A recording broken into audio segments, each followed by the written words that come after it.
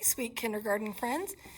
Hopefully you've had the chance to watch the Mouse Paint book read aloud, so you know how some of these colors have started or are used to mix one another. For our lesson today, you're going to need a pencil, a piece of paper, a red marker, a blue marker, and a yellow marker. We're going to use these like paint. So if you happen to have a paintbrush at home, that would be excellent, but no worries if you don't. A Q-tip or your fingers will work just fine. To start our lesson, we are going to just draw a simple mouse shape. What I would like you to do on your page, nice and big, is you're going to draw 3 ovals. 1, 2, and 3.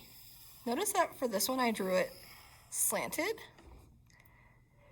What we can do to make our cute little mice is we're going to draw 2 dots or small circles for the eyes. Then I'm going to do a bigger one. See how I drew it first? Then I can fill it in carefully. And whiskers, 2, 3 little straight lines on each side of the nose. Then I can write the letter C for one ear and a backwards letter C for the other. Our mouse also needs a cute little tail. So I can draw a wavy line on this one. I can choose a different line if I'd like. To make it more of a shape, I'm going to follow that line carefully, the same as I drew it before, but not touching it until the very end. I'm going to repeat that on my other mice here. I think I want this one facing this way. He needs a nose, a big oval, fill it in, 2 eyes, the letter C for an ear, a backwards letter C for the other ear. I think I want this one to have a zigzag tail. Same thing, follow it, but don't touch it. And our last mouse, I think he's going to be running away. Give him a cute little nose, 2 eyes, letter C for the ear, backwards letter C for the other ear. Whoops, I forgot whiskers. We want cute little mouse whiskers. And this one's just going to have a curved tail. Cute little curve, just like that. If you happen to have one of these special permanent markers called a Sharpie at home, you could trace with Sharpie, but you don't have to. We can go back at the end and trace with a black regular Crayola marker too. So we're ready to get some color on here, just like we saw in the book Mouse Paint. A trick I have, if you don't have watercolor paints like these at home, is we can actually use markers. I'm going to color a nice big dot on my page, or on my aluminum foil. This is aluminum foil of red. I can go back and add more red later. I'm also going to do yellow. These have to be washable kinds of markers though, boys and girls. If you use a permanent marker, it's just going to stay on that aluminum foil. And blue. And we are ready to paint. Just like regular paint, I can take this marker paint and mix colors like I learned in mouse paint. So I also just have a mug of water. Mine's a little dirty because I used it for the big kids lesson, but as long as it's not black, we can still use it. So I get my paintbrush, I dip it in the water, and I'm just going to add 10 drops of water on there. That was 3, 4, 5, 6, 7, 8, 9, 10. Give it a swirl around. Like I said before, if you don't have a paintbrush, you can dip your finger in there and paint on your paper, A Q-tip would work, like the thing we use to clean our ears.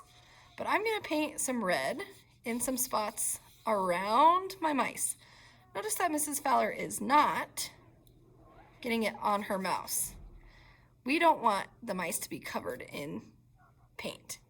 I don't want to have to clean my brush, so I'm going to paint a couple of different places on my page, just to save myself a little time. If you want to switch colors, that's fine. You just will need to clean your paintbrush if you want to go to yellow or blue.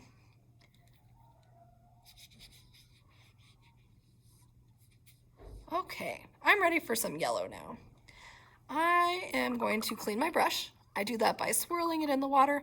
I put it all the way down to the bottom of the cup and am rubbing. 10 drops on to the yellow now. Give it a swirl. You can paint yellow alone, or I can practice some color mixing.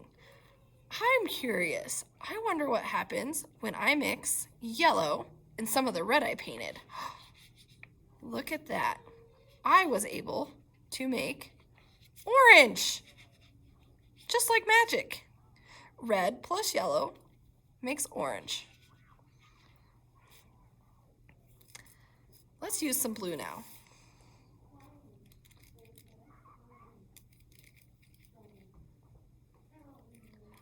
I can paint blue right on my page, just like I did yellow and red, but I think I want to mix some blue with the red.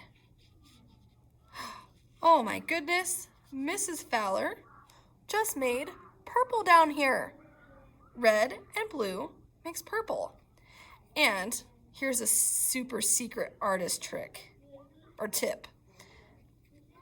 Purple has a fancy name. It's violet. Can you say violet? So now, if you ever hear Mrs. Fowler say violet, you'll know that I'm talking about the color purple. I can go back and mix some red in there. I did clean my paintbrush. You know what? I can mix blue and yellow together too. So I'm going to get some more blue and paint it on my yellow. And this one I have to look really carefully, but oh my goodness, boys and girls, I made green. Yellow and blue makes green. I can continue painting all around my paper. My red and yellow mixed together, so now I have orange paint. I can also use the same strategy if I have actual watercolor paints. If I want to use red, I add some drops in there, give it a stir, and paint directly on my paper. Clean my brush, and dip it in the yellow, and I can mix it right on my paper there too. So, you need to fill up all of the white space around your mice on this lesson. I'm going to speed up the video so you can see exactly what that means.